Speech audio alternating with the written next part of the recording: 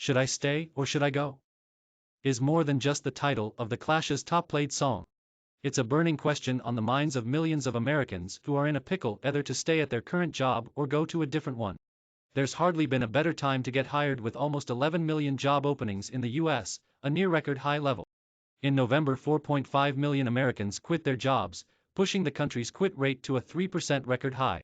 Since the U.S. economy began recovering from the Great Recession, Americans have almost always achieved higher wages from switching jobs as opposed to staying at their current ones, according to the Atlanta Federal Reserve Bank's Wage Growth Tracker, which uses data from the U.S. Bureau of Labor Statistics.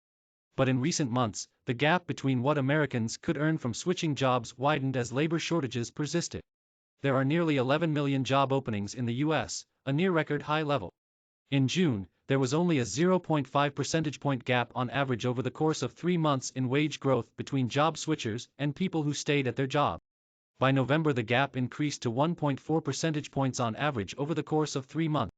On the flip side, before you prepare to jump ship at your current job, consider that you could also be in a great position to get a raise, especially if other colleagues have quit recently, said Jeff Hyman, CEO of Recruit Rockstars, a Chicago-based online recruiting company.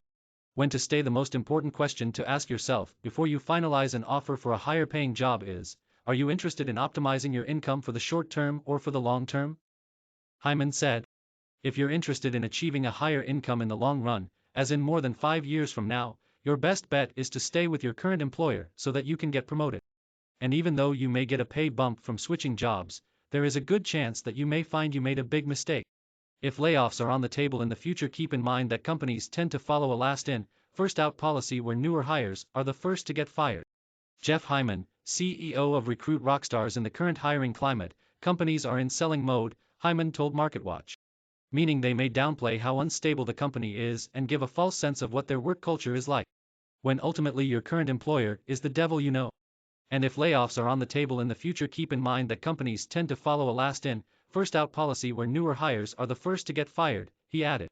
Granted, you aren't miserable at your current job, now is a great time to talk with a manager about what you need, whether it's a raise, more paid time off, or something else, said Allison Sullivan, career trends expert at Glassdoor.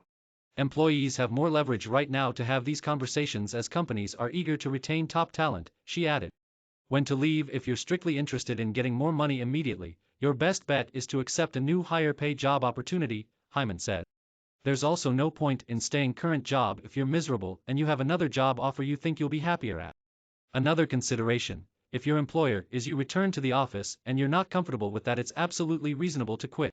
Indeed, 4 in 10 workers said they'd look for a new job if their employer made them come into an office 5 days a week, according to a July survey published by University of Chicago researchers of more than 2,300 people.